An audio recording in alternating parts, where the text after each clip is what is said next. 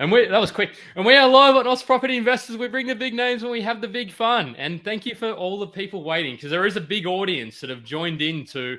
Oh, I feel like we should play the national. No, I was going to say the national anthem, but no, maybe not. That's But I'm excited to talk about Canberra. How are you going, Hannah?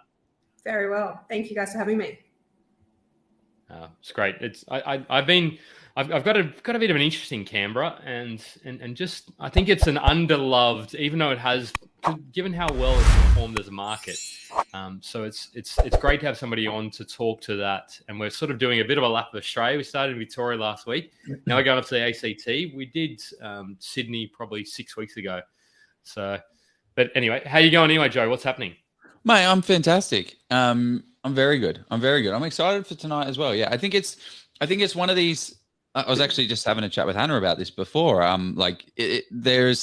It's easy just to rule an entire area out and just take it completely off your plate, but then you miss out on the opportunities that are in that area. So it's easy to do that, and don't get me wrong, I do that a lot. I rule out a lot of places, but you can miss good deals and good opportunities. So I'm keen. I think Canberra is one of the most overlooked, I would say the most overlooked market in Australia for property investing.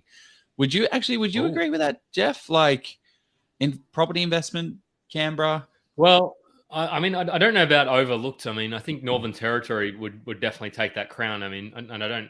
It's just more about, I suppose, one of the markets with the most potential. Well, not most, but some of the biggest potential that then just gets dismissed because it has that land tax and other sort of situations. So, yeah, I'm excited. Well, we'll unpack all of that stuff. How are you, Jeff? Going really well, man. It's been a beautiful day, last day of autumn into winter tomorrow. Winter is coming, but it's going to be 23 here in wonderful Wollongong tomorrow. So how good is that? I don't know. Canberra might even be sort of low teens, maybe. Bit colder than that, but yeah. Is it? Oh, there you go. But no, going really well. So shall we kick it? I'm excited. Well, before we get into the quote of the week, I'll give you a bit of a run around. So we're going to talk about what Canberra is all about, the lay of the land, the industry, what drives it. And we're going to talk to what you need to know about Canberra and encompass and all that. There's going to be some Easter eggs, some locations that people can consider, and even I suppose opportunities in Canberra as well. So there's going to be plenty of value added in this session. So shall we get into quotes of the week, Joe? Yeah, let's do it. Hannah, what is your quote of the week? All right. Well, I'm a big quote fan, so it was hard to pick just one, but I'm going to run with one of my favorites, which is dream big, work hard, and stay humble. Wow. Ooh. That really rolls off the tongue. Like, where's where did you who's that quote by? Is that original? I don't know who to credit it to, but I like it. I like it. I think it's a good reminder. Have you got another good quote that you like? If you got bags of quotes, I feel like I'm putting you on the spot here. The grass is green. It's like a joke. It's always hard. Sorry, what was that one? I said the grass is greener where you water it. Oh, that is good. Yeah, I think that's I think it's a Little Wayne song, isn't it? Probably. Sounds familiar. The grass isn't greener. It's where yeah. But no, I mean, I'm sure you came up with before that it was in that song. But yeah, great. What's yours, Jeff? So mine, I like to sort of theme it with I get a vibe for the guests and where the situation we're going.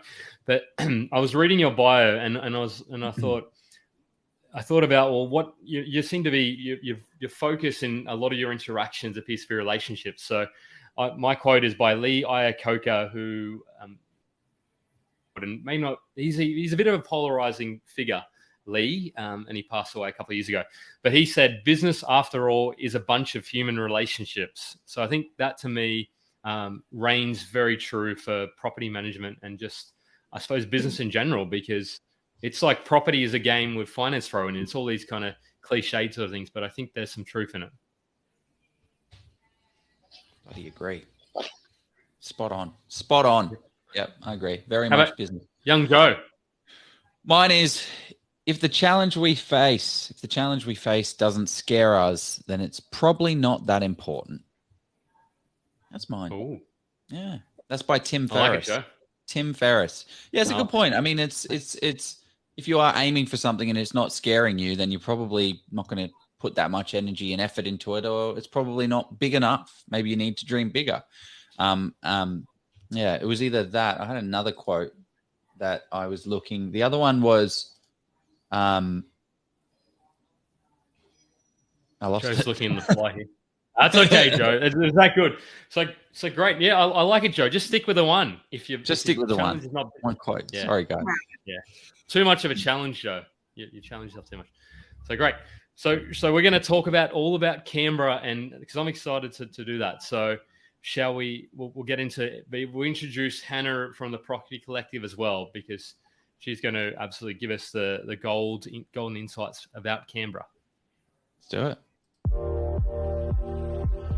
The amazing thing with commercial property investing is that in most cases it's cash flow positive from day one, which means that you can drive those profits towards paying down the debt. There are instances with commercial property investing where you can actually have the property pay itself off over 10 years, which is absolutely crazy. With commercial property, you get massive net yields, so you can expect anywhere between 6 to 10%. And as we've seen in the current boom, these properties not only provide large cash flow, they do certainly grow wildly in value too. Now, with big rewards comes some risk, and this is why you should de-risk your investment as much as possible. And the way you do that is with expert due diligence. And this is why we highly recommend people hire professionals to help you along in your investing journey. Steve Polisi of Polisi Property is one such expert. Being a chartered mechanical and structural engineer in a past life, Steve draws on his analytical and mathematical skills to do that expert due diligence for you. With 6 years experience in the space, Steve has over 1,200 property transactions under his belt. He's the guy you want in your corner, crunching the numbers and finding the best properties in the best locations, along with ensuring that you avoid the mistakes. Steve has actually even written the book on commercial property investing in Australia, and not only is it a bestseller, I believe it to be the most comprehensive in commercial property investing on the market today. He's been generous enough to give us a massive discount for our audience of 50%. So use the code OZPROP, click the link below, get a copy today, and start learning and getting on your commercial property investing journey. We are back, and people are saying they and this happens every week, and I change the link, but if you can see this now, drop us a comment, and I didn't do that. If you're seeing this or you have a question, drop a like, comment, because that helps more people to sort of see this, the Facebook algorithm. So, but joining us is Hannah. I'll do an intro and then we'll actually ask you a question or two. So, but you maybe even 3 or 4, but you are a seasoned and award-winning property manager, 13 years. We could even just say, I mean, that might even be 15 years now, depending on how your website. And as well, you're an accomplished industry speaker, consultant. And I think the thing I love about you is you really get in and are an advocate for the industry, because you are the president of the REIA, the Real Estate Institute of the ACT, or you are. You are you are. And in 2020, the Telstra Businesswoman of the Year. Was that all of Australia, or was that? No, that was Canberra. Oh, wow. That's Medium and large. Yeah, that's amazing. That's a really, because Canberra is still a very big market. I think Canberra's probably about the 5th or 6th biggest city in Australia. Could be the 4th. Yeah. No, I think. And the Telstra Awards are very difficult as well. They are. They're it's not just a freebie.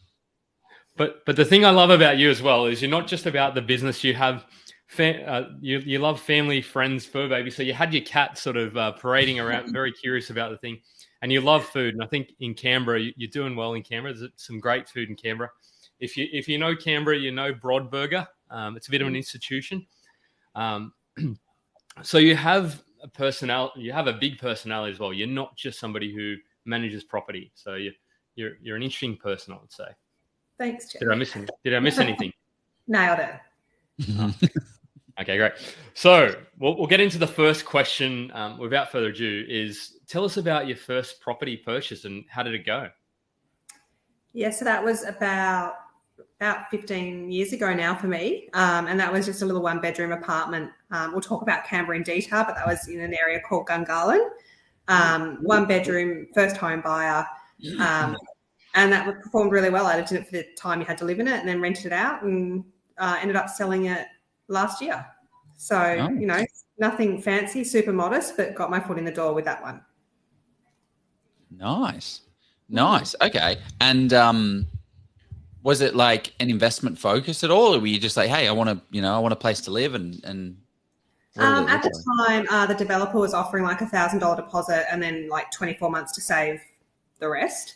And I think I was like 20 or 21 at the time, and so I didn't have a lot of cash. So I thought that's a really good thing to do, because it means then I've got to have this forced saving plan, which worked out really well. So, knuckled down, stopped spending money frivolously, and by the time settlement came about, moved in obviously, and that kicked off property investment for me. How did you, I want to we asked people about their first property investment, but how did you sort of decide that 20 or 21 or 22, I think it was 21, that you wanted to buy your first property? Like, what was it in the family, or was it, how did you get interested in property? I think I was working in property management, so I'd not long started in property management at the time. And I think being exposed to the benefit of owning property in Australia, and, starting as soon as is feasibly possible, depending on your own circumstances. I would have much preferred like a 3-bedroom home and had all my mates, bunk in and live with me. But at the time, I could only really afford the 1 bedroom. So I think, starting is the main thing, right? Once you start, it's easier. The first one, I think, is always the hardest. So I wanted to do that as quickly as possible. And having that deposit meant I had time to save. So it made sense. Yeah, such a good idea. Like, I hear people that are always just, oh no, I need to save this 20%. But there are ways, you've got the first home buyers grant. It's all different in every state, of course. And then you've got guarantor loans, so your parents can give you a bit of a hand up. There's so many ways to get into it. But how did that perform over the last, 15 years? I mean, in terms of capital growth, was it a good? We'll go 15 years. It was slow. So I bought in an area that was rapidly being built out. So, main corridor, expecting growth over time, but not any kind of short-term growth. So I knew buying it would have to be a relatively longer hold. And that's exactly what happened. That area performed quite slowly because there was so much new development in the area. But in the last sort of 2 or 3 years, off the back of the world changing rapidly, Canberra, along with other markets, just went completely gangbusters, and apartments that had held kind of stable for a long time in terms of capital growth just started to skyrocket. So it was worth holding on to. Whereas in, other apartments I'd had over the last decade, I'd sold earlier and didn't do so well. Yeah. Interesting. Well, yeah. And I also think I hear people all the time, they're like, oh no, I bought this absolute dud. But you've got it's very expensive to sell and it's very expensive to buy into property. Like it's 3% out and 5% in. So you've really got to be sure that you're going to do something better with that capital. So, it's not always the worst thing. Always the worst thing to buy. And a 1 bedroom in our Canberra market, no matter where you buy in Canberra, a 1 bedroom is pretty safe. You're going to get a tenant. It's probably going to perform well. So it was pretty low risk as well as a first kind of foray into property investment. Just out of interest, before we go into, because I want to, there's so many questions about Canberra, but is there starting to be less of a supply come on with apartments, or I haven't been there in probably a year or so now. Actually, no, that's a lie. I was there 3 months ago, but my eyes weren't really focused on property at that stage. So are they building less apartments, or are they still sort of knocking them out quite rapidly? There's this really strange kind of cycle happening in our market right now where off the back of COVID, as with many other markets, there was massive increases in building costs. There were delays in DAs and BAs going through. Everything kind of stopped. So I think from this time last year, off the top of my head, there's something like 40% less stock in the market, and the DA lag is like a 12-month lag. So right now, in the next sort of half of the year, there's really not a lot of stock hitting the market from new build. But in the next sort of 12 to 24 months, it'll catch back up. So there's a real, I think right now there's a real shortage of new development stock hitting the market, completed stock. Yeah, interesting. Well, there's a bit of arbitrage. I like to sort of think, well, where is the opportunity? Maybe there's that potential opportunity but then I suppose if you're trading, then I suppose it comes back to somebody's purpose for buying and or selling. So. Yeah, but I just like to sort of see where there's opportunity. But yeah, Joe, what do you want to know? I mean, if I'm a kind of Martian and I'm landing in the ACT for the first time, how would you kind of explain the ACT? Because we know Sydney's obviously the capital of Australia, but apparently Canberra is it's a part. It's claimed it somehow. Isn't Sydney's king? It's not the capital, Joe, right? I thought it was. How would you kind of explain Canberra to someone that has no idea? And I guess looking at it from the lens of a property investor. Look, Canberra gets a bad rap for many reasons from lots of people, but I think Canberra 10 years ago and Canberra now are unrecognisable. We've got a very multicultural, diverse society. We've had massive, not only urban infill, but also greenfields expansion.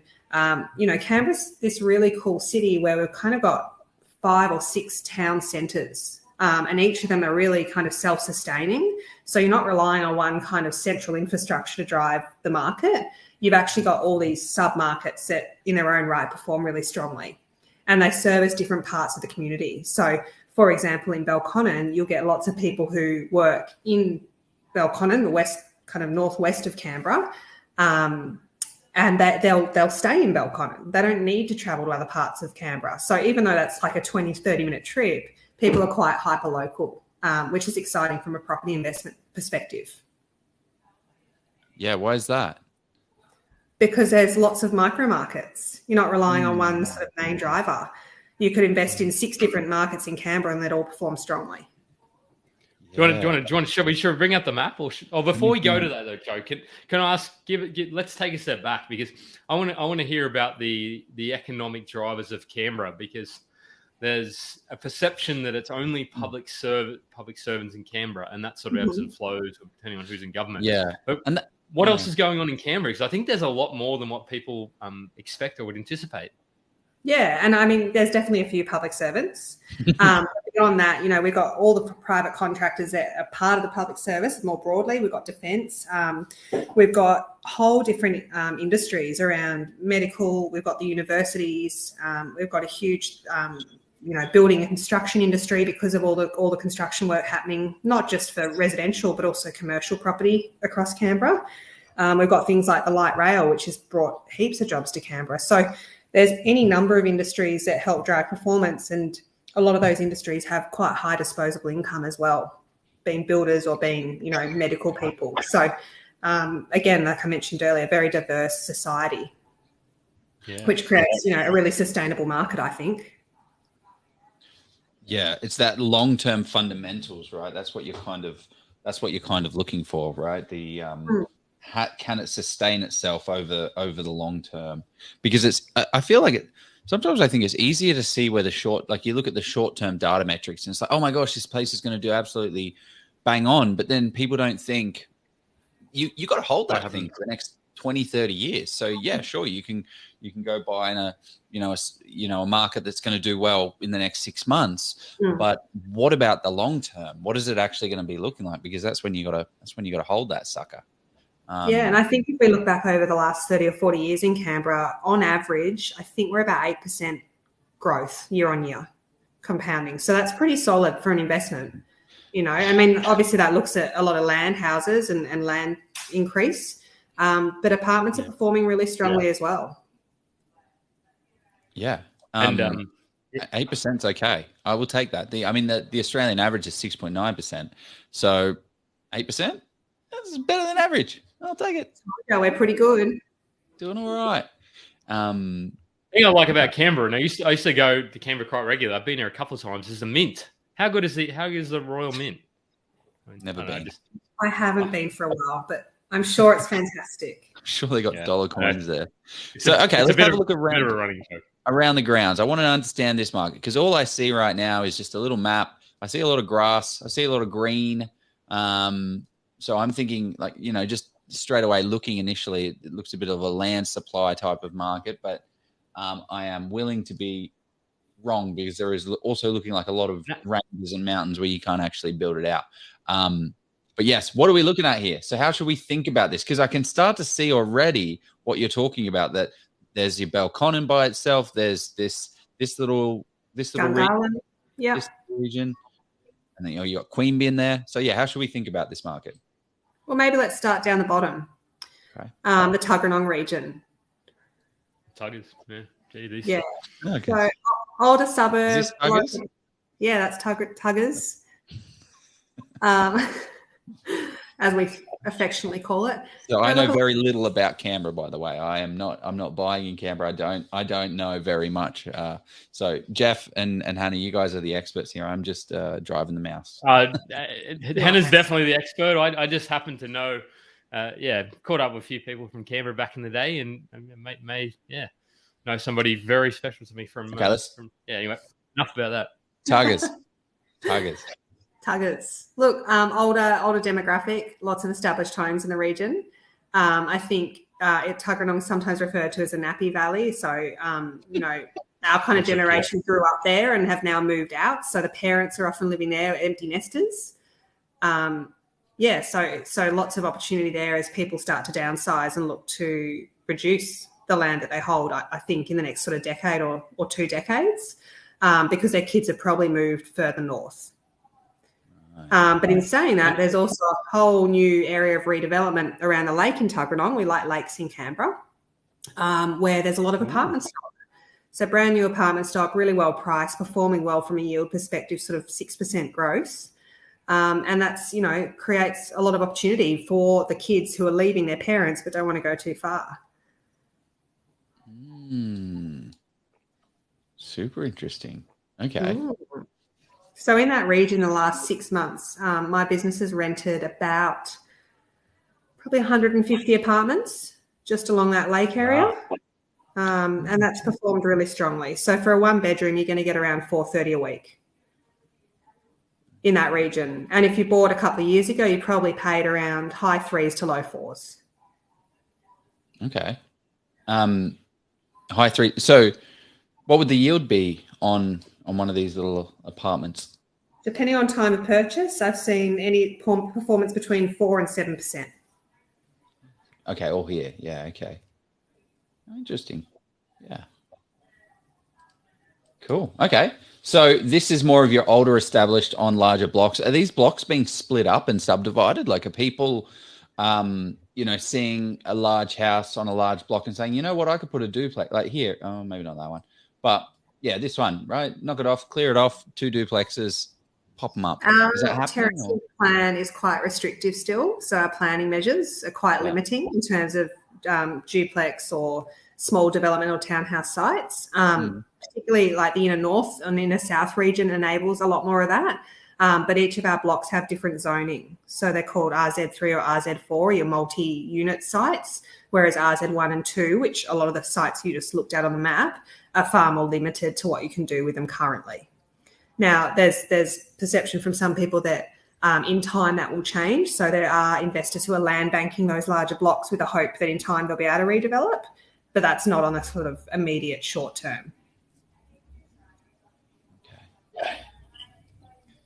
Okay, so this is the Tuggers. Is this a little standalone pocket by itself, or like where's the next? No, you can create that in. So I'm blind, but if you go probably like the Woden Valley, so Phillip, to the right. Starts to change quite a lot as you go into that. Is that sort of, does that have Farrer in the Woden sort of? Yeah, like the Mawson, Pierce, Chifley kind of bubble there. Yeah, it's definitely a bubble, because you sort of, correct me if I'm wrong, but my understanding is the sort of Tuggeranong had a bit of a reputation for being, I don't want to say like the rougher part of Canberra, whereas you go in sort of the Woden sort of, that's where a lot of you had a lot of embassy embassy staff saying that sort of pocket of Canberra, my understanding. Yeah, so O'Malley in particular is like the embassy suburb, huge blocks, mansions from a Canberra standard. A lot of embassies are based in those kind of regions. It's not too far from Parliament House, which you can see up near the Big Lake. Your cursor's on it there. So that's kind of a really easy central point for embassies and embassy staff. Capitol Hill, there you go.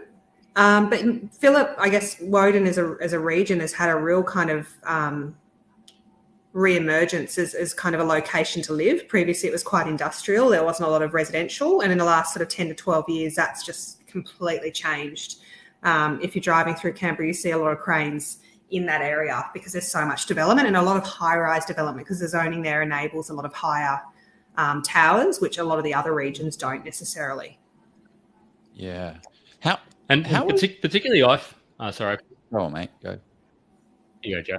I was going to say, particularly in this is a very anecdotal, small sample size, but I found in Mawson there was a good amount of a couple of sort of like bigger blocks, sort of 900 square meter. They were sort of chopping that into two and then putting townhouses on, and then sort of selling those off for $1 million each because they were quite high spec, and it's quite hard to buy into those sort of blue chip. There's blue chip all over Canberra, but yes, that's what I sort of experienced. Yeah, it's definitely a more affluent, expensive area. Curtin, in particular, is a high-performing suburb on the edge of that fringe. Then you've got like Yarralumla and Deakin, Griffith, all that inner south area. That's probably the most expensive sort of stock you can get in Canberra. And some of the blocks, particularly, say in Red Hill, that region, we're talking thousands of square metre blocks. What's with the names? This is Curtin. There's Curtin University, Deakin University, and Griffith University. Did they deliberately name the universities after suburbs in Canberra? Probably. Aren't they prime ministers or politicians? I think. Oh, there you John go. John Curtin, Joe, was one of them. I don't know about Griffith and now before you scroll too far up, there's a little pocket to the left called Coombs and Wright. That's Molonglo Valley. Now that's one of the newest regions of development. That's been greenfields and infill and just gone from land to a whole region in the last decade. Interestingly, because of look at it. Huge. So that's a new government suburb that's been released there, Whitlam. But in terms of supply, interestingly enough, Molonglo, that region performs well, particularly from a rental perspective. But in the last quarter or year on year, that's been the biggest change in vacancy rates across all of Canberra. So that's that region sitting nearly 5% vacancy rates as of March. Wow. And that's just of the amount of stock that's hitting that market. Yeah. So we're currently, one thing to note, right? In all of Australia, we're in this massive rental crisis. Is that what you guys are experiencing down there in Canberra? We have been in a massive rental crisis for the best part of a decade. March last year, our vacancy rate was 0.6%. It was the lowest it had ever been from a record perspective. But in the last quarter this year, we're sitting at 2%, which is the highest it's been in about 14 years. So there's been this real sudden shift in our market. And again, 2% vacancy rate's not a bad vacancy rate by any means, but when you're talking 0.6 to 2% in a matter of months, it's a pretty significant change. So how did that shift so much? Yeah. Pardon? What was the shift? How did it do that? I think there's a combination of factors that have driven that change. There's still definitely a shortage of stock across, like apartment houses, townhouses. There's a lot of a single type of living, which is a lot of apartment stock hitting the market, but we don't have the diversity of stock. And I think what we're seeing, particularly with the cost of living and interest rates over the last 6 to 12 months, is that people are trying to save money. So rather than moving out and living by themselves or living with their partner, I've personally seen in our business a lot of people, families regrouping, kids moving back in with parents to try to save, and people who were living independently moving in with housemates because, just to try to save money. We also had incoming to Canberra in the last quarter. And I think that's reflective, again, of, off the back of COVID, contractors and public servants don't have to be in Canberra anymore. So a lot of people are working more remotely now. Yeah, okay. But, what's the commute? Like, even in Wright, surely that's, a 20-minute drive to get into the city? Yeah. I know, but if they live in Sydney, though, they don't have, if they have family in Sydney, they don't have to go, they don't have to station themselves in Canberra. Yeah. So I think that'll balance out. We know in the next 12 months we're going to have a large influx based on population growth from the budget. We know we're going to have huge increase coming to Canberra. So I think that will balance out and it'll probably tighten back up. It might rise a little bit first. A huge increase in what, sorry? Population growth. Population, yeah. Okay. Do you see with the different parties that come in, Labor, Liberal, does that change the property market itself in Canberra? It's not directly the party, not in the last decade anyway. It's more about the levers that they pull. So if they stop public service jobs in Canberra, of course that has an impact. But, because we're not relying on one industry, it doesn't impact us too significantly, which I think is really important because it creates that stability.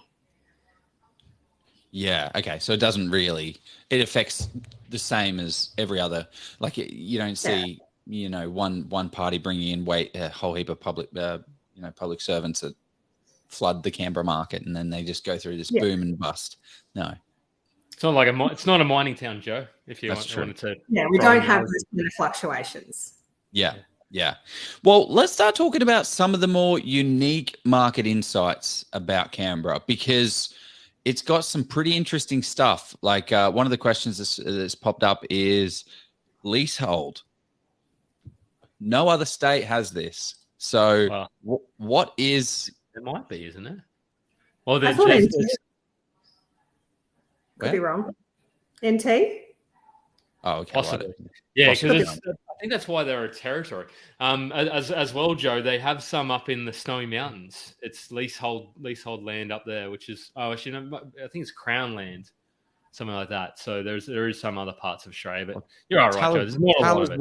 Tell us what we're talking about here. Well, because what is land lease? What is this land lease system? Yeah, like 99-year leases from the government. From my understanding, the government's never gone to a homeowner and said, we're taking your home from under you, give it back to us. But obviously we're not long past our centenary. So I think every lease as they come up for completion just rolls into a new one. But as a result, we get some fun bills. We have land tax as a result because we're leasing. So we have additional cost to own property that isn't our primary place of residence. So that's a holding cost for investors. Sorry. You buy the place as your PPOR and then you have to pay land tax because you don't actually own the place because you're leasing it. So they're counting your PPOR as an investment? No, not your permanent place of residence. If it's a secondary property, you have to pay land tax for that very reason. I was thinking, that's crazy. That's unreal. Okay. So, but why does this lease thing exist? Like, what is the purpose of saying you have a lease? Because the normal is, hey, you're buying this piece of land. This is your piece of land. Here's the title. Here's the deed. You own it. But what it is in Canberra is, hey, here's a piece of land. You can lease this from the government and we will give it to you for 99 years and you will get your 99-year lease on it. And then they renew it. So, I mean, why? Yeah. Why? What why? That's how it's structured. That's how our legislation, that's how the city was set up. I mean, I don't see that changing ever. But I think, unless something significantly changes from government, they start taking homes back from people, which is not on the radar. It's I would never second guess that. I'm confident that if you buy a property, it's your property. Yeah. And in instances where people have sold land back to government, from what I understand, that's always been very amicable and reasonable. It has never been, we're taking the land back from you. Yeah, and also they'd have to stage it pretty well because is it a 99 lease renewal every single time a new person purchases it? Or is it based? That's a good question. I think it's based on the land, but I could be wrong. Yeah, and I'm pretty sure it is. It is based on the land, and I mean the way I understand it, Joe, is it's kind of it's like Australia is still a part of the Australia is still technically part of Great Britain or England or whatever you call it. So technically, yes, there is some power that the king or queen, now king, could wield over Australia. But if they were to do that, then I think we'd just say, well, we're going to become a republic. Correct. So yeah, it's kind of we hold the power subliminally. Yeah, exactly. Okay. So how does this affect property investors? Like, I don't feel as secure in my investment of going there because the government owns the land. But from what you're telling me is it's just, fugazi, politicians wanted to have a bit of fun with their politician friend down there in politician land. And they're like, you know what, we're just going to create this thing and it doesn't really affect anything. It doesn't change anything. So it doesn't matter. Does it matter? Until it does. Yeah, it doesn't matter until something does change. Till it does. Yeah. If it does. I mean, it never has. As Jeff said, I think, the uproar would be massive and it would completely change everything. Yeah, I think normally I wouldn't kind of get too up in arms about this sort of things. But if something like that was to actually change, I think I would actually get outraged. I think there's because you know how there's all these land taxes like in Queensland, and there was a Victorian one a couple of weeks ago or last week. I think if this thing would get me rolled up, and I would probably do a survey about it. I would really petition. I would. I can't see it happening. Exactly. Yeah. So that's why. Yeah. But yeah, that's how remote it is. But yeah, so on to another sort of quirk of Canberra. I'm just thinking about is some of the things, some of the landlord or some of the property management sort of things, legislation that's coming in. So you were saying that now people can grow gardens on their front lawn. So what are some of the things that property investors have to consider when they're buying Canberra? Yeah, look, we, as typical Canberra, we sit in our own little bubble of legislation. So we have lots of strange legislation that's quite different to other states. And in the last sort of 3 years, we've actually had a raft of quite significant changes across the Residential Tenancies Act. So they started with things like you can't say no to pets in properties unreasonably, but you also can't take a pet bond in Canberra, whereas I understand in other states you can. Yeah, Victoria, in Queensland. Yeah, and I think WA maybe. And then over COVID, there was obviously all the moratoriums and things impacted every state differently. But off the back of that, they extended notice periods for periodic tenancy. So if a landlord wants to sell or move back into their property after a fixed term tenancy, moving back in went from 4 weeks notice to 8 weeks notice, for example. So creating security of tenure for tenants was the focus, especially off the back of COVID. And then in April this year, we had a whole nother raft of changes. I should mention back when the pet change came to effect, so did CPI limitations to rent increases. Previously, it was an open market for rent increases and you could just look at what the market was performing and up the rent.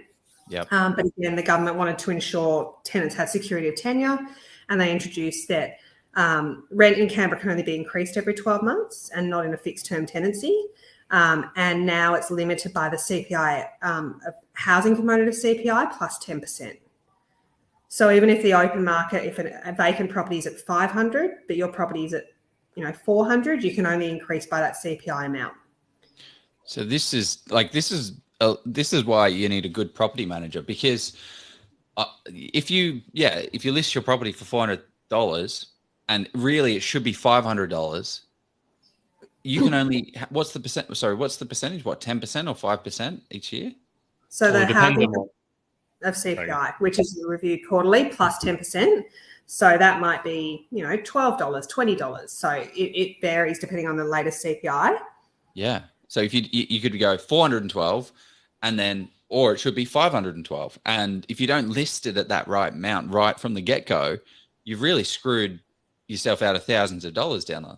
Tens of thousands of dollars. If you keep that tenant for 20, 30 years, one person's CPI could be, in 12 years' time, and you can't kick the tenant out for unreasonable. I think those are the new rules, aren't they? You can't unreasonably kick someone out.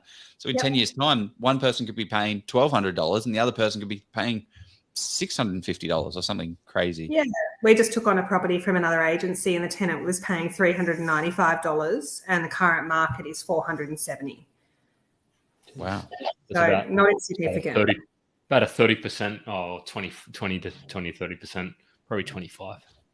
Yeah, so I think, that's an interesting change to the market. Obviously important for tenant peace of mind. What is interesting, though, is you can tell the tenant that you're going to go over CPI, but legally you have to declare that you're going over CPI, and you have to put in the notice that if the tenant doesn't agree, the owner has to take the tenant to ACAT to justify it. Cool. Have you experienced anything like that? Or you haven't had anything of that happen yet because it's pretty new? We've had a few for the same example I just mentioned. And what's interesting, if the property is significantly under market, but the owner is doing all the right things like conducting maintenance, being responsive to requests, the ACAT will consider that, because in the open market, the tenant would have to pay substantially more anyway. So depending on the scenario, if it's a reasonable justification, not just hiking the price up for the sake of it, it will get considered. Yeah, that's super interesting. But yeah, it just makes it very difficult. Joe's mind's completely blown now. But given your, I mean, I know I don't want you to necessarily speak in the official position of your. Let's take that hat off and pretend. Would you sort of? What are your thoughts on other states? Sort of looking at something similar, because Queensland did that. You can only increase it once every 12 months, but they didn't cap how much you could increase it by. So if they were serious, are other states going to start to follow suit eventually? Or I can't see, not in the short to medium term, that there'll ever be kind of a united national position on residential tenancies. Each state has their own nuances and obviously drivers. I think the challenge is, the intention from government was try to create a market that was sustainable for tenants, because our rents were skyrocketing for quite some time. We're the most expensive place in the country to rent a property, and that's created a huge issue around affordability and housing rental stress, which is not good for a community, obviously. The challenge is, by capping rents, everything you guys have described around trying to get tenants out, trying to get it back to market as quickly as possible, has become a consequence, because landlords are like, well, gosh, if I can't up the rent, I just want this tenant out in 12 months. So what was intended to create security of tenure, in some instances actually backfired, because now the owners, an owner who might go, I'm not going to bump the rent up this year because my tenant's great, is now going, give me the maximum every year because I can't fall behind. So while it's been positive for some relationships, it's definitely created the opposite of what was intended for others. Yeah, that makes perfect sense. Yeah, and then the people are upset because they keep getting their rent raised.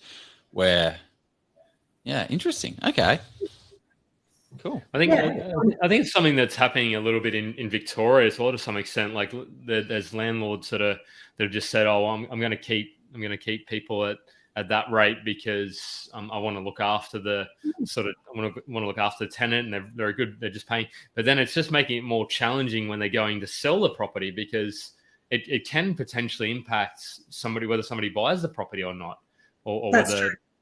True. Absolutely.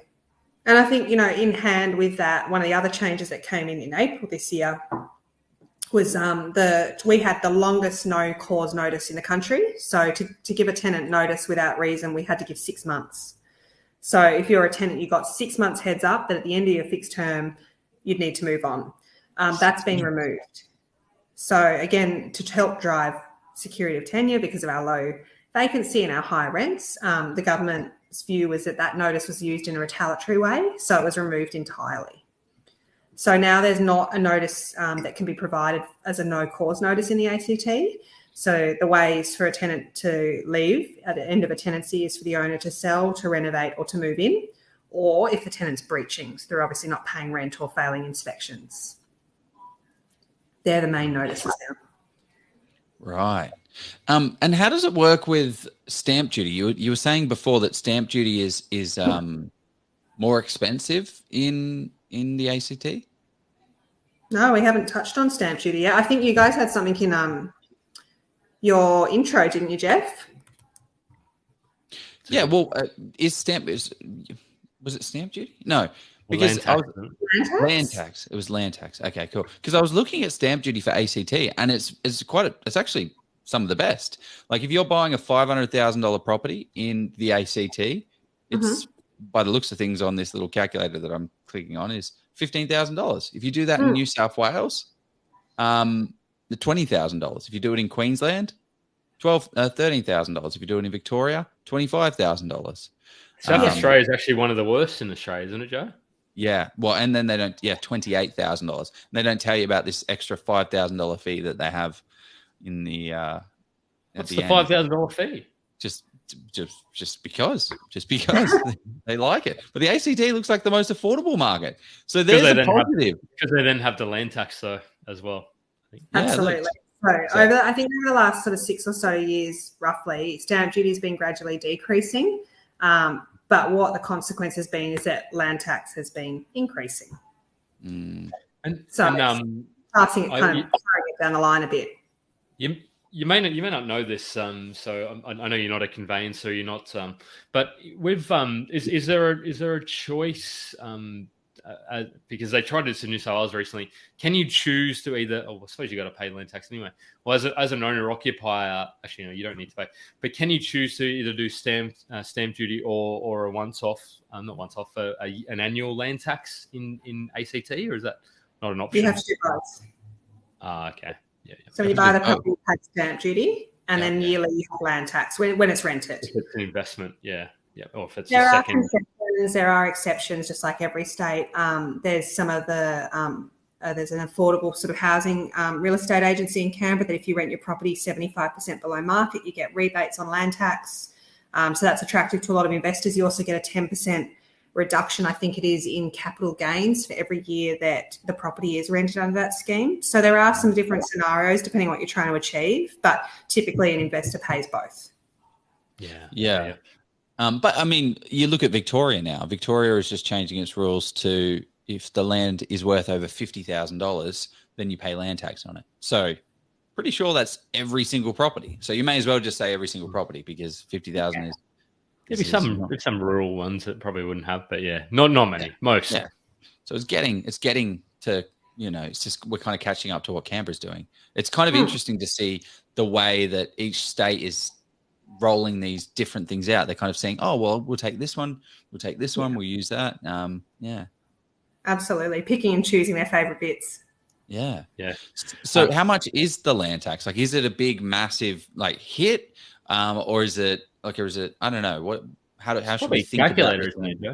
Yeah, there's really great calculators from the ACT government that you can just plug in the numbers.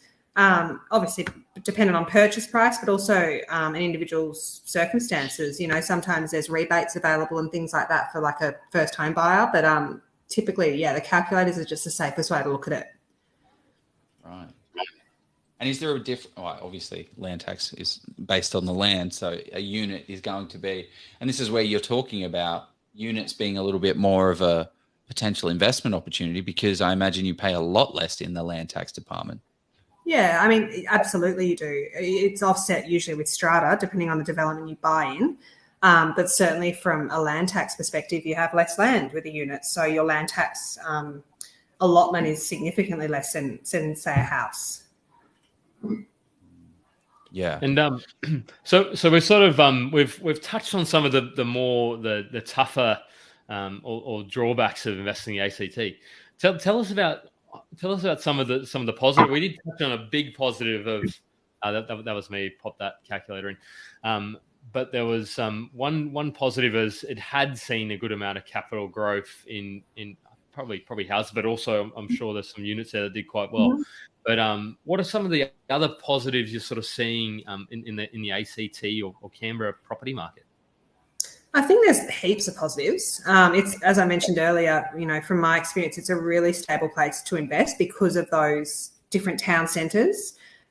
Depending on your investment strategy, there's any range of stock available. You can buy a brand new apartment, like a 1-bedroom, for in low 400s still, and rent that, for high 400s. So when you look at cost to enter the market, it's quite affordable as a market still in some areas. Definitely houses and land are significantly more expensive, but you get the benefit of that capital growth because we've had that continuous growth for so long.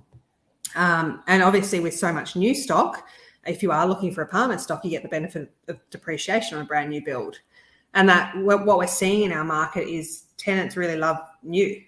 They'll move out of something that's 2 or 3 years old and move into the newest option, even if it's right down the street from them. And they're happy to pay a bit more if they get the amenity that goes with it. So I think you've got, security of lots of different industries coming to Canberra. We've got traditionally low vacancy rates, 2% still a good vacancy, and you've got really high rents. And that's not going to drop significantly anytime soon because we know there's this huge influx predicted from a population growth perspective.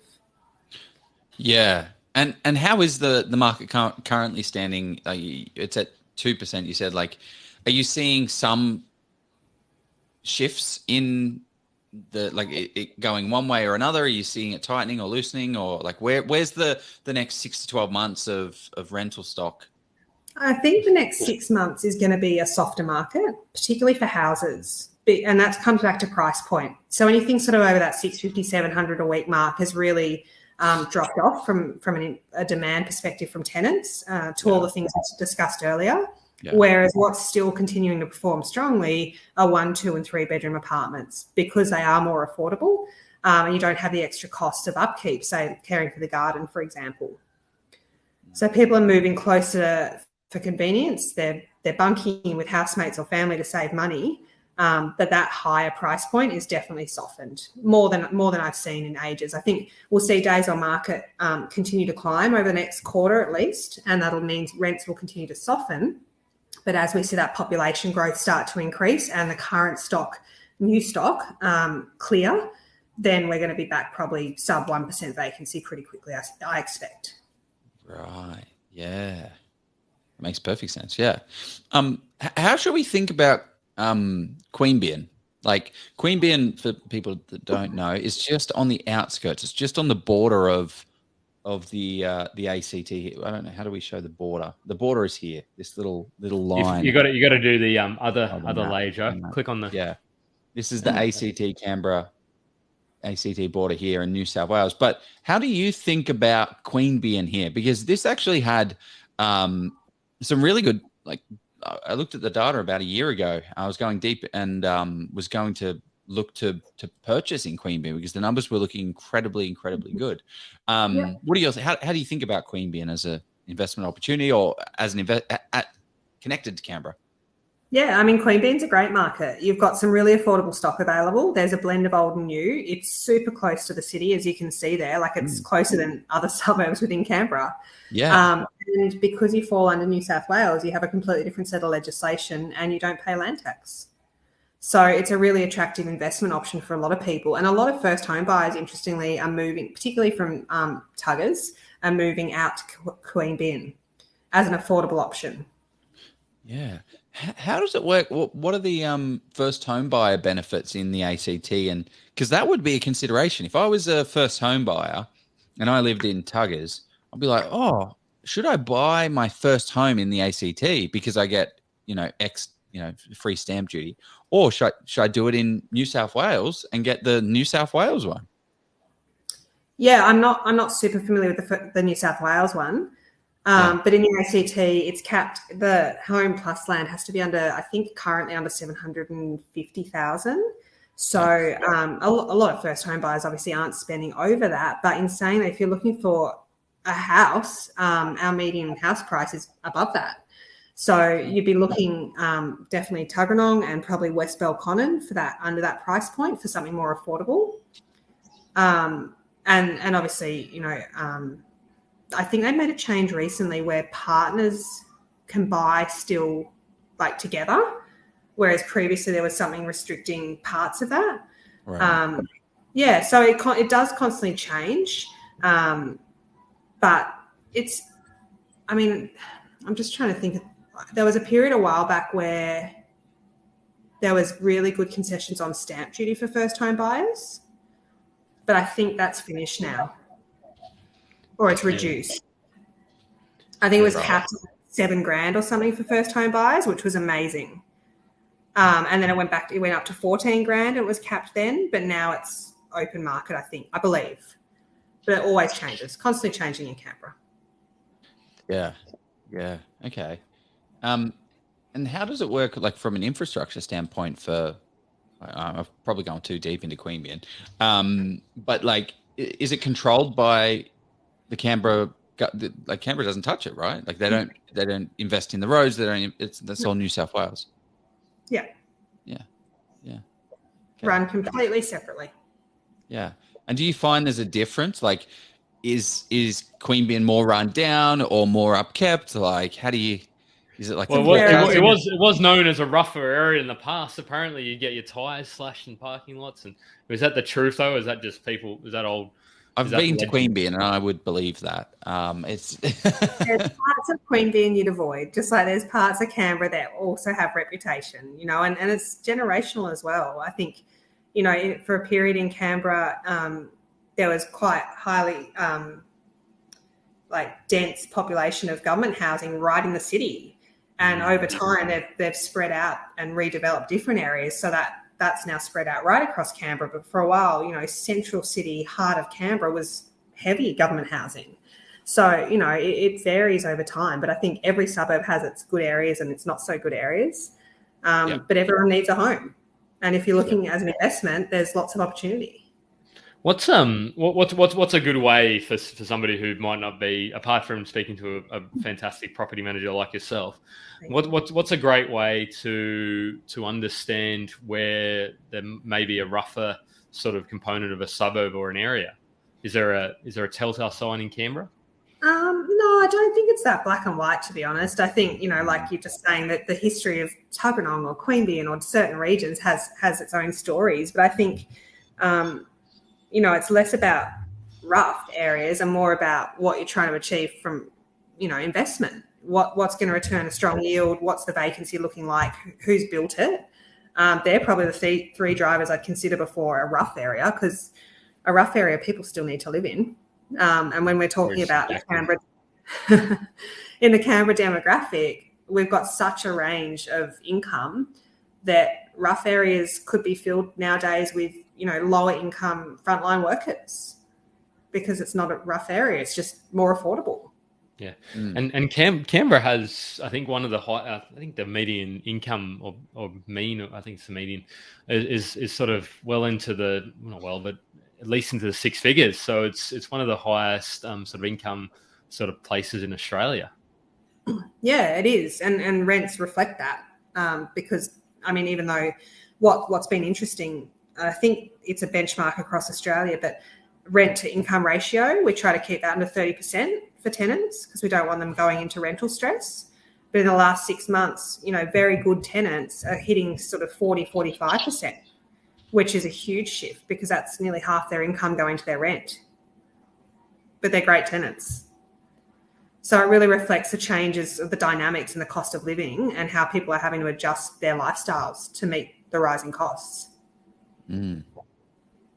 Yeah. Well, even from so there was a report done by ANZ about, it's called the Housing Affordability Report. It's well worth checking out. But like, if you look at Canberra housing from 2020, it was 24% of your income required to service a new mortgage. That's now jumped up to 36.9%, which I guess is just, you know, capital growth doing its thing, the area growing, and then servicing the loan obviously has become a lot more expensive. But for rent, what did you say it was for rent? So 12 months ago, you'd be hoping for somewhere between 30 and 35%. So you're not putting, you know, the tenant into rental stress. But in the last 6 months or so, you're looking sort of 40 to 45% is so much more consistent. Wow. I mean, then that gets to the point of like, well, maybe I'm best off buying, right? Like when that number's above what you can rent it for, if you have a mortgage for it. Well, I suppose the problem is you need to deposit. Right? If you're spending 40% of your income on rent, then how can you afford to save money? Yeah, vicious cycle. Plus, Canberra is really transient. A lot of people will be here for a few years because of uni or because of a contract, and then they leave. And that's why that rental market remains really strong, because a lot of people don't want to buy here because they know that they're here short term. Right. Okay. I like it. Okay. Convincing me slowly. Get me. Should we play our next one? No, I got a few more questions, and we'll jump into Q&A as well, Joe. Let's do it. There's nothing worse than going into a situation unprepared, especially when that situation is purchasing one of the most expensive assets of your life against a trained property expert in the form of a real estate agent. It's a scary thought. but it is a skill that can be taught. Do you want to learn how to become fully prepared when buying a property so you can get out there, buy your dream home or investment property without the fear of actually messing it up? Scott Agate, the founder and expert property negotiator at Hello House, has been helping people buy their properties by stepping in and negotiating with the agents and saving his clients tens of thousands and in some cases hundreds of thousands of dollars. Scott has now decided to share all that he's learned over the past 28 years in real estate so you can go out there and do the exact same thing on how to find a property, analyze that property, negotiate on that property, and transact on it to get the best results. He's created the Get Buyer Ready course, which is a step-by-step guide on how you too can become an expert property negotiator. It's the easy way of how you can avoid all of these agent games and get the best purchase price on that dream home or your investment property. The course is in short bites for busy people with no fluff at all. Just all the information you need to get buyer ready and secure that next property with confidence at the best price. Scott has been kind enough to give our community a massive discount with the link below. Sign up today before you even think about putting an offer on that next property, and it will be one of the best decisions you ever make.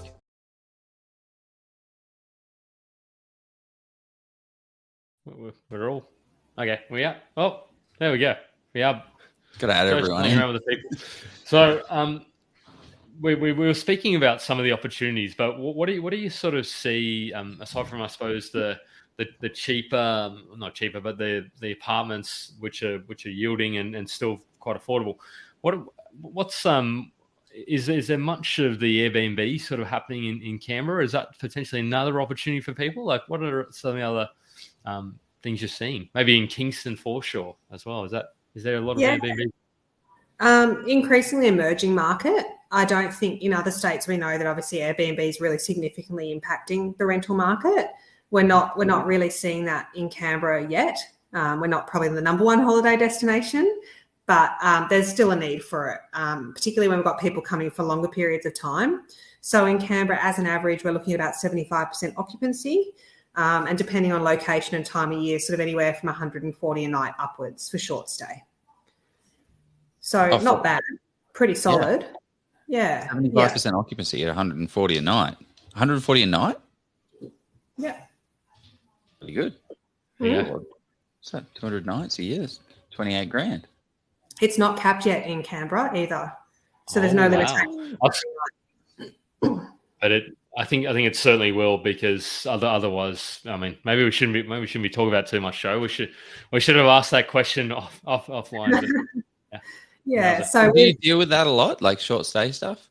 Increasingly so. So we launched our short stay business last week, actually, to meet that. I was thinking that's a very you know that statistic very well for someone that's not dealing with short stay.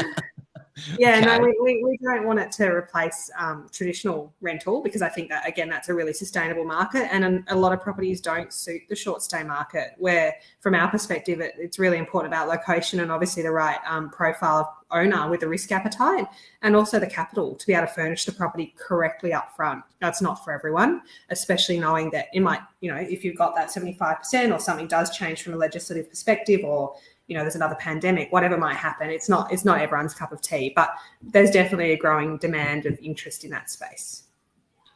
Yeah. And what does make a great Airbnb rental as opposed to a less Airbnb place? Location. So location first. You want to be super central, super hyper local. So, Kingston Foreshore, as Jeff mentioned, Braddon City region, walking distance to, cafes and shops and restaurants is critical, and also easy access to transport if people are there for work or for a specific event. And then obviously the quality of the furnishings.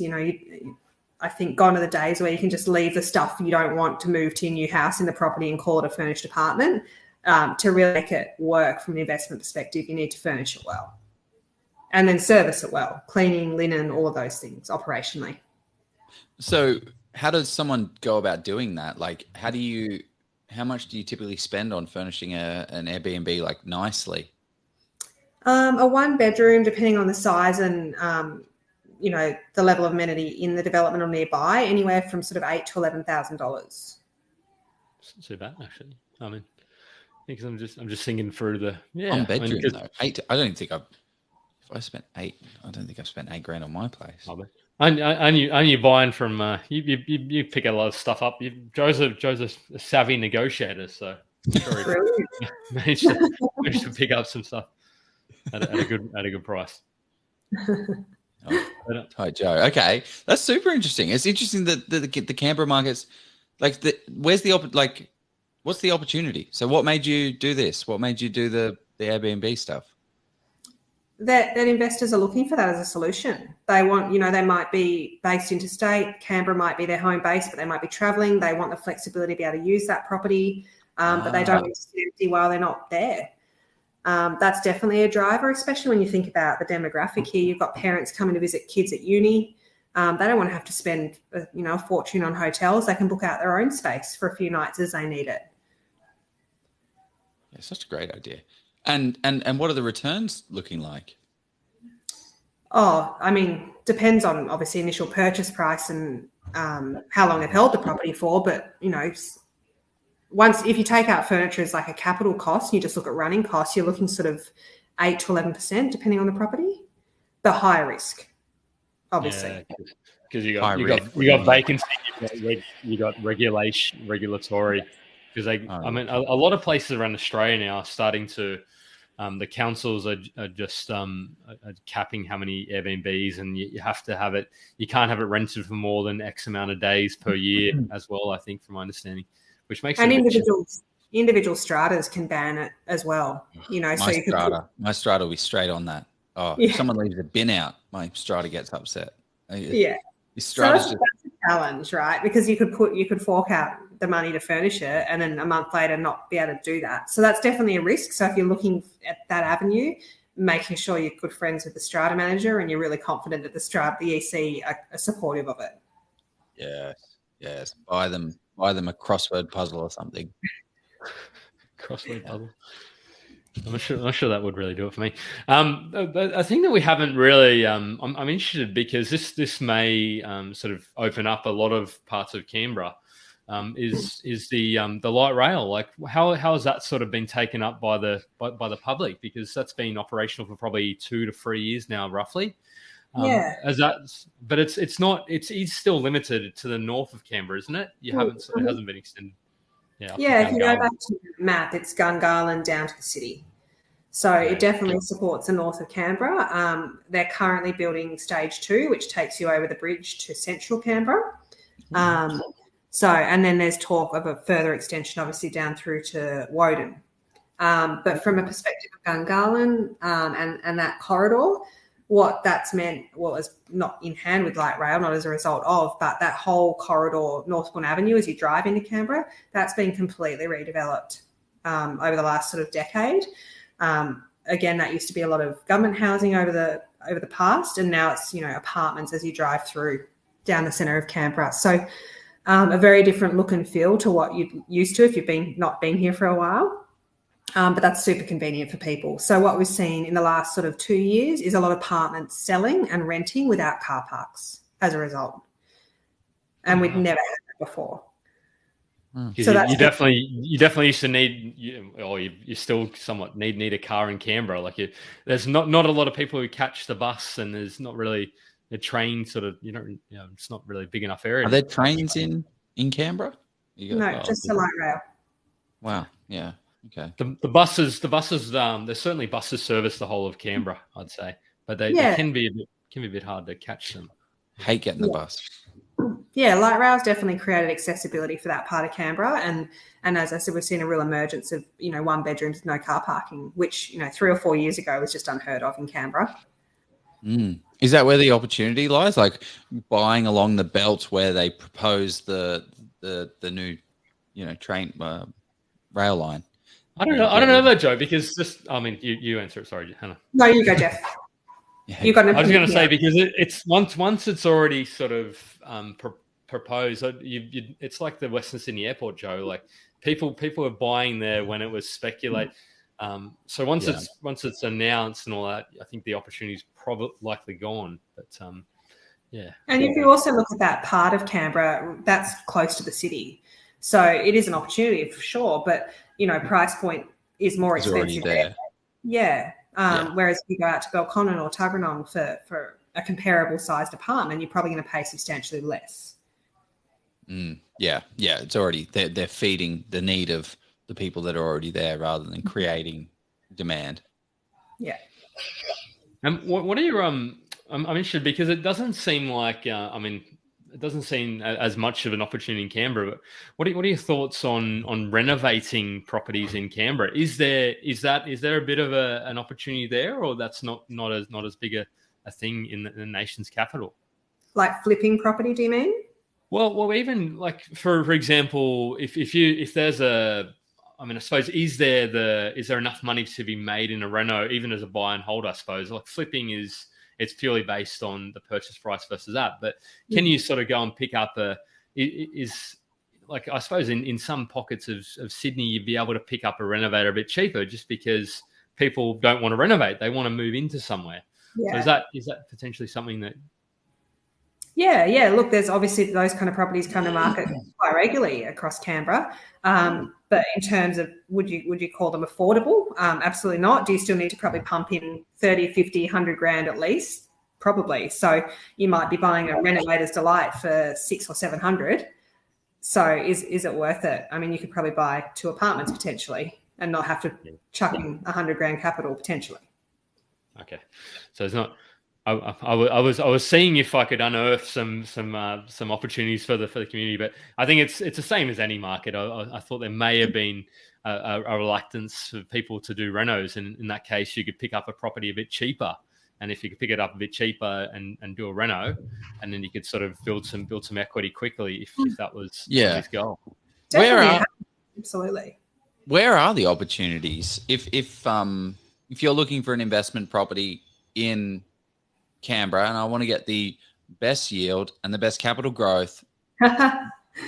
Like I want it all, but what am I thinking about? Like, what's the type of perfect asset? Because we have people that come to us all the time and they're like, hey, I want to buy, I've got $500,000 budget. I want to buy in Sydney. Well, is that the best utilization of the asset that you have on hand? Maybe not. Maybe you might be better off in a different area to get the best return for that money.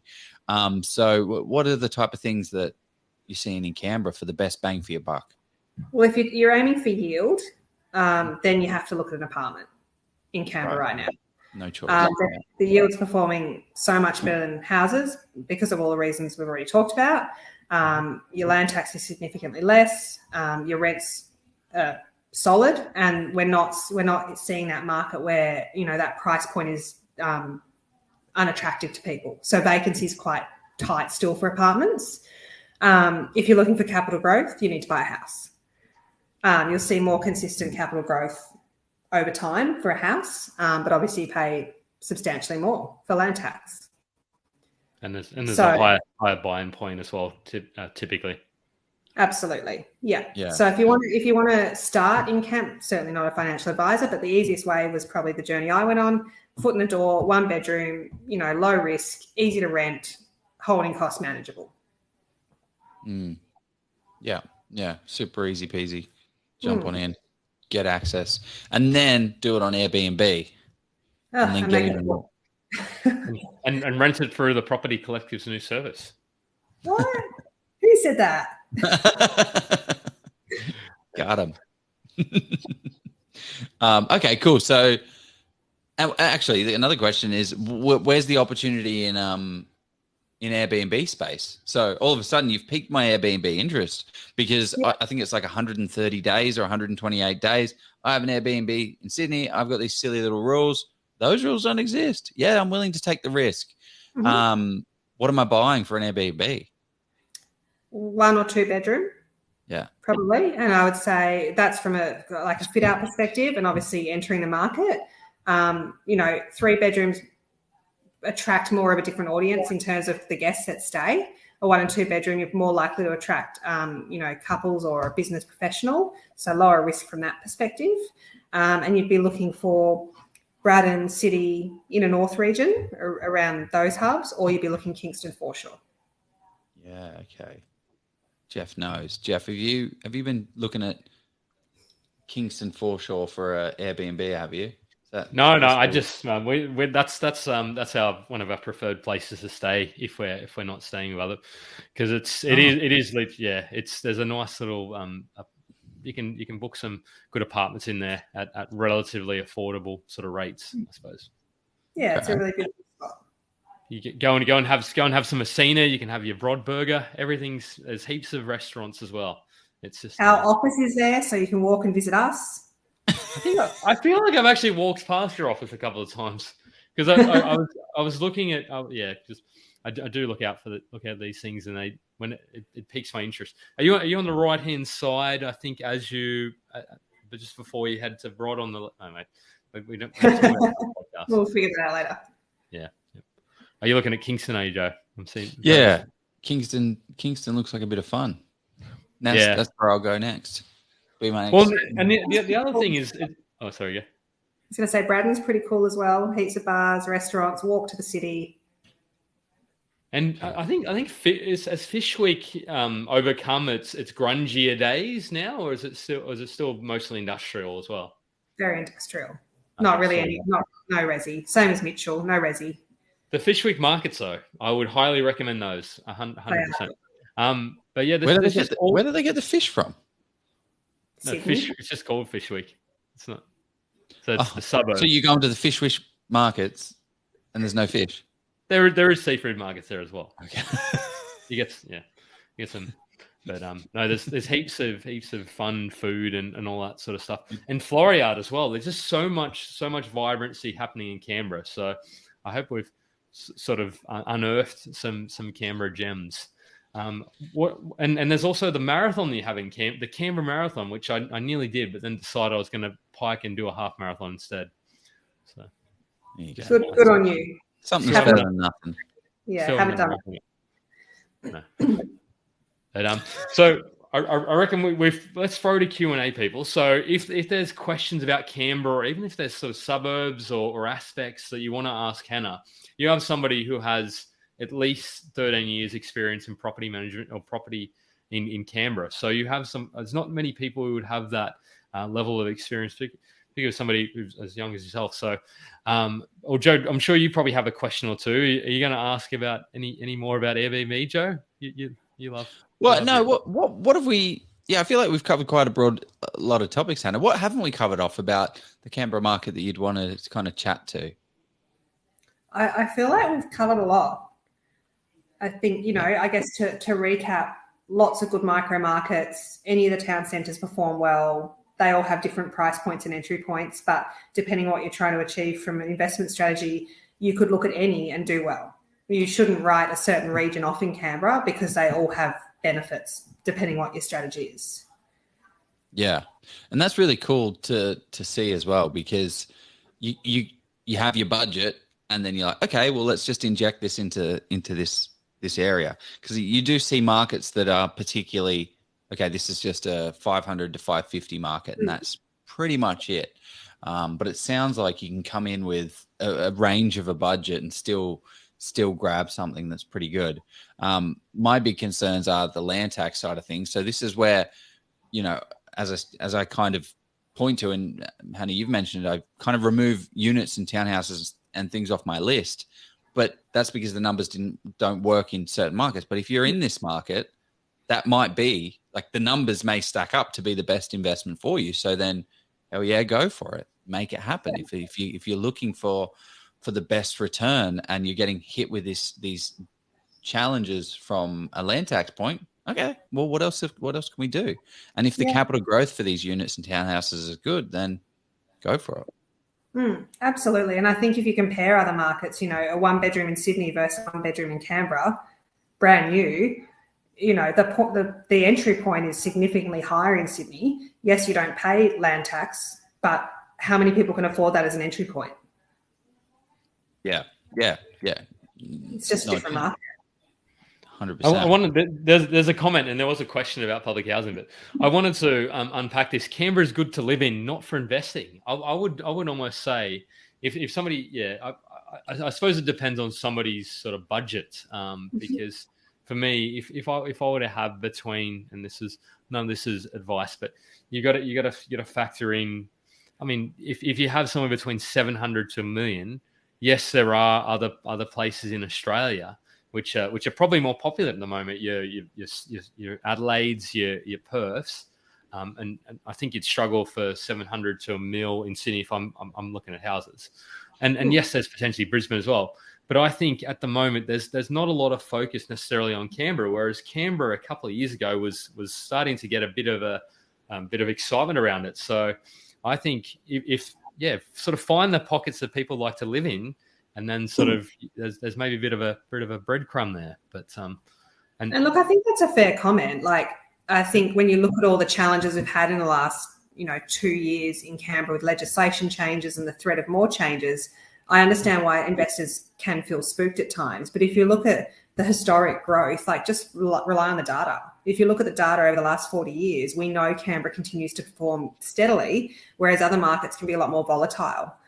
And I think if you want a steady investment, Canberra's data has shown that that's what we can deliver. And that's Joe, are you looking at? I don't know if you know the answers necessarily 100% to this, but I probably how does one uncover the public? Is that sort of microverbs you go into, Joe? Yeah. So where are the public housing in Canberra? Because this is one of the things that I think is quite interesting about Canberra is, so I've pulled up public housing. So this is public housing for South Australia. So we make this big. You can see it, just South Australia, just to give you a bit of a general understanding of how you should expect it, one market over another. There's a lot of yellows. There's a big mix of reds. There's a lot of blues. This is all grass. And then you look at the Canberra market, and it looks a little bit, let me just go to public housing. There's not a whole bunch of red. Like, there are very few pockets to the red side of things. So from an affluence perspective, like, it's not that rough there. Like, not at all. As I said, it used to be really heavily populated near the city, and over the last sort of 5-10 years, that's been very much spread out around Canberra. And, I think research does show that with public housing spread among community, issues get better. When you've got that high density, that's where it becomes a real problem. So that relocation, that spread of that public housing has probably been a really great thing for the community, to be honest. Yeah, like, look at the affluence. So this is the thing called affluence score in Adelaide. You can start to see it really does focus in, which is exactly what you're talking about. And then in Adelaide, they said, in Canberra, they're like, we're not going to have any poor affluence. Actually, they haven't pushed the people anywhere. They're just all, wealthy. So that's good. There's no red. There's literally no red from an affluence score. I've never seen that in any other. Which is where I suppose one of the things I sort of mentioned and is that there is that sort of higher income which can lead potentially to all other things being equal, potentially more stable capital growth, and you can past performance doesn't reflect future performance, of course. So who knows what happens? Maybe they could significantly drop sort of the public sector, in which case other things may. But yeah, I think that's very unlikely. About as unlikely as them to not renew the whole leasehold. Yeah, agree. Yeah, I'm sure they will. What are they going to do with the land otherwise? There's a heap of other land. Just correct. Do whatever you're going to do in that land over there. It seems like a silly thing that that makes no sense. It does make sense. Why be upset about that? The government's not going to take your land away, and I'm pretty sure they can still take our land away anyway. Like, I'm pretty sure. Didn't they do that in Sydney recently? Like, take a whole bunch of land. They need to build an airport. There's a place they created like a highway through it, and everyone lost their front yards. I mean, obviously, there's going to be something in the it's going to be in the contract somewhere that you've got this easement and things. But anyway, I don't think they're going to take it. I think you'll be all right. You'll be all right, Cameron. I'm not losing sleep over it. Yeah. Well, thank you very much, Hannah. How do people learn more? Because you're very knowledgeable on the Canberra market, but this has been a great foundational understanding. But I want to know a little bit more. How can we get our our knowledge on? Gosh, I mean, at the risk of sounding biased, talk to us. If you want to talk to us, talk to another agent in Canberra. There's some really great buyers agents in Canberra, if that's a thing as well. I think No, we're pushing you. We're pushing you here, Hannah. How can people get not pushing other people? We're saying the Property Collective is the way to go. How do people learn more about you? No, I agree. I mean, jump on our website, have a look at what we do. We started the Property Collective with a vision to kind of reimagine real estate, and so our business is actually built off another quote, which I could have used as my quote of the day, which is an African proverb that says, if you want to go fast, go alone, and if you want to go far, go together. And so every communication with our clients, with our tenants, with our landlords is about how can we win together. So big focus on education, big focus on opportunity, and creating wealth for our clients. I think maybe I've just hit on a new that I should have asked a question too about that, about how you actually do that, because. But I feel like now Joe's started up. Well, yeah. Well, now that I've mentioned, Jeff, go on, mate. It's half out there. Yeah, I know. But yeah, because I was reading about it. It's like it was staring me in the face. But so how do you actually create that sort of more symbiotic relationship? Because I think that's going to become more important for investors and landlords moving forward. Because with these sort of stricter or potentially stricter legislation, like what are some of the things you're able to do with your tenants and conversation with your landlords that you do to do that? Gosh, I feel like it's a whole nother session. In a nutshell though, we're really passionate about education, number one, because I think, everyone talks about property, but if you start talking to an investor about what's their yield, what's their equity, how's their property performing, what's their cash flow, most people can't answer that. And that's not disrespectful or anything to them. It's just that they don't understand their strategy. They've bought a property because someone told them it's a good thing to do. They don't know how to create wealth off that property or how to get into the next one.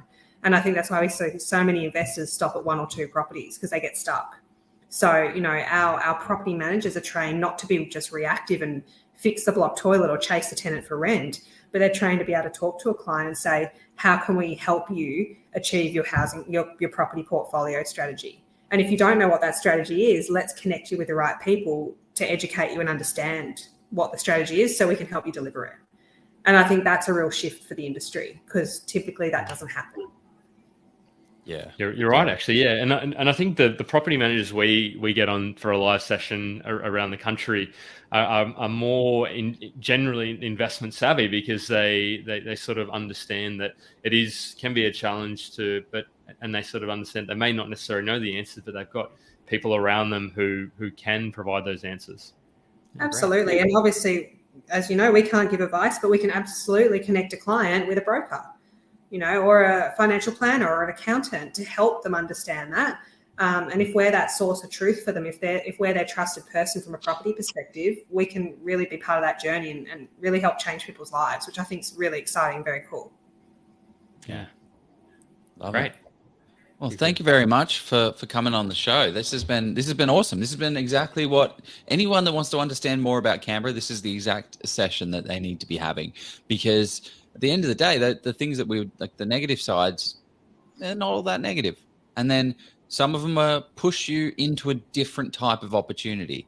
So thank you very much for highlighting that. Anything else you wanted to mention? No, I guess thank you for the opportunity. I think following the page and seeing the engagement, you guys do awesome stuff, and yeah, pretty cool to be part of it. So thank you. We do have that. Yes. Yeah. Jeff. Thanks very much for just being. I suppose I think the thing about yourself is you're not sort of sugarcoating anything. You are actually sort of telling a lot of things, and I think that's refreshing in an industry that doesn't always do that. They'll paint they'll put the rose-colored glasses on because that's their own patch or whatever it is. But yeah, it's been a fantastic and fun session, and we've got a bit of a soft spot for Canberra. So yeah. Awesome. Well, I hope I didn't dive too deep on the detail, but I think when it comes to legislation, the devil is in the detail, and these are important things to understand. So 100%. Definitely. Great. Thank you very much, Hannah. Let's do it, guys. Let's go buy a property. See you guys later.